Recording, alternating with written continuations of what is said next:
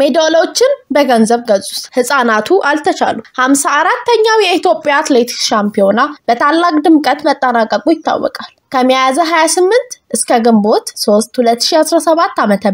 በኢትዮጵያ ስፖርት አካዳሚ ሲካሄድ የቆየው 54ኛው የኢትዮጵያ አትሌቲክስ ሻምፒዮና በታላቅ ድምቀት ሲጠናቀቅ ለማደኛው የኢትዮጵያ ንግድ ባንክ ባለድል ሆኖ አጠናቋል በሻምፒዮና ላይ 1379 አትሌቶች 31 ክለቦችና ተቋማት ክልሎችና ከተማ አስተዳደሮች ተሳትፈዋል 54ኛው የኢትዮጵያ አትሌቲክስ ሻምፒዮና በድምር ውጤት ኢትዮጵያ ንግድ ባንክ 279 ነጥብ አንደኛ መቻል 242 ነጥብ ሁለተኛ እንዲሁም ሸገር ሲቲ 143 ነጥብ ሶስተኛ ደረጃ በመያዝ ውድድራቸውን አጠናቋል ንግድ ባንክ ድል ያስመዘገበ ያለው በአትሌቲክስ ብቻ አይደለም በእግር ኳሱም ቢሆን በሁለቱም ጾታ ባለ ክብር ነው በ1990ዎቹ አጋማሽ አንደኛ ዙር ጀግና ተብሎ ይጠራ የነበረው ንግድ ባንክ የባለፈው አመት የውድድር ጉዞ የቀድሞውን መጠሪያ እንድናስታውስ ያስገድደናል ከ80ዎቹ መጨረሻ አንስቶ እስከ 90ዎቹ አጋማሽ እስከ ውድድር ዘመኑ ወሳኝ ወቅት ድረስ የተዋጣለት ቡድን ይዞ የሚቀርበው ንግድ ባንክ ውድድሮችን ወደ ወሳኝ ምዕራፍ ሲያሸጋግር ቁልቁል ጉዞ የሚጀምርበት ንግድ ባንክ ባሳለፈው አመት ግን እንደዚህ አልነበረም በ2003 ዓመተ ምህረት የኢትዮጵያ ንግድ ባንክ ለብቻው ጠቅልሎ ከያዘ ወዲህ ክለቡ ከተኛበት መቃት ጀምሯል ድንቅ ተጫዋቾችን በየአመቱ ከማስፈረምን በላይ ንጉሴ ደስታና ውበቱ አባታ በተከታታይ ቀጥሯል ከመከላከያ ጋርም ጥሩ ጊዜ ያሳለፉት አሰልጣኝ ንጉሴና ከቡና ጋር የሊግ ሻምፒዮና የሆኑት ውበቱ አባተ ቅጥር ለውጤታማነት ያሳየው ልዩ ተነሳሽነት ያመለክታል ዘንድሮ ከኢትዮጵያ ቡና ጋር ውዝግብግብ ውስጥ ገብቶ የተለያዩትን አሰልጣኝ ጸጋዬ ኪዳነ ማርያም ያስፈረሙበት ውሳኔ እጅግ ጠቃሚና ውጤታማ እርምጃ ይመስላል የኢትዮጵያ ንግድ ባንክ ባለፉት አመታት ከደረጃው እጅግ እንደወረደና ለአሰልጣኞችም ጊዜ የማይሰጥ ክለብ ከመሆኑም አንፃር የውድድር ዘመኑን ለጸጋዬ ከባድ እንደሆነ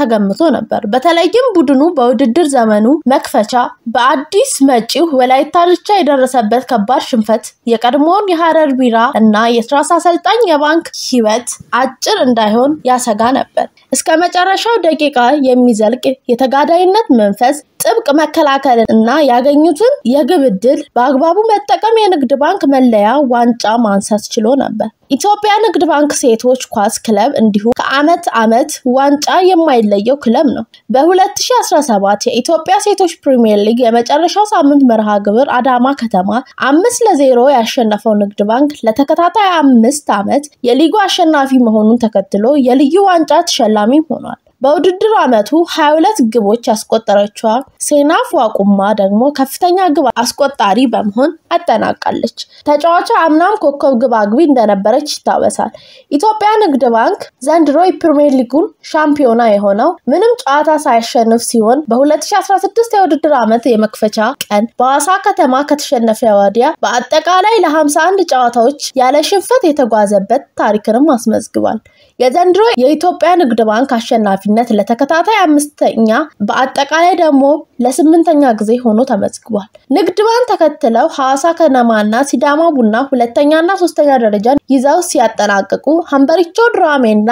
ቂርቆስ ክፍለ ከተማ ደግሞ ከፕሪሚየር ሊጉ ወደ ከፍተኛ ሊግ የወረዱ ክለቦች ናቸው የወቅቱ የምስራቅና የመካከለኛ አፍሪካ ክለቦች ሻምፒዮና ንግድ ባንክ የፕሪሚየር ሊጉን የዋንጫ ባለቤት መሆኑን ተከትሎ በቀጣይ አመታት ኢትዮጵያን ወክሎ በመድረኩ ይወዳደራል ውጤታማም ሆኖ ዋንጫ የሚያነሳ ከሆነ ለተከታታይ ሁለተኛ ጊዜ የሴካፋ ዞን ወክሎ በአፍሪካ የሴቶች ቻምፒየንስ ሊግ የሚሳተፍ ይሆናል ግን የንግድ ባንክ በሁሉም ዘርፍ አሸናፊነት ከገንዘብ ጋር የሚያያዙ በርካቶች ናቸው እንደሚታወቀው ስፖርት በርከት ያለ ገንዘብ የሚንቀሳቀስበትና ብዙ ኢንቨስትመንት የሚጠይቅ ዘርፍ ነው በመሆኑም የኢትዮጵያ ንግድ ባንክ በዚህ ዙሪያ የተሳካለትም ይመስላል በሌላ መረጃ በአዲስ አበባ የታዳጊዎች የአትሌቲክስ ሻምፒዮና ተካሂዷል የአዲስ አበባ አትሌቲክስ ፌዴሬሽን ከ16 አመት በታች ታዳጊዎች የአትሌቲክስ ሻምፒዮና አካሂዷል በኢትዮጵያ ስፖርት አካዳሚ በነበረው የአውሮፓ ቀን የህፃናት ሩጫ ውድድር ላይ ለመዝናና ከተሳተፉ ህፃናት ባሻገር የፌዴሬሽን የፌዴሬሽኑ የታዳጊዎች ውድድር ከፍተኛ ፉክክር የታየበት ነበር።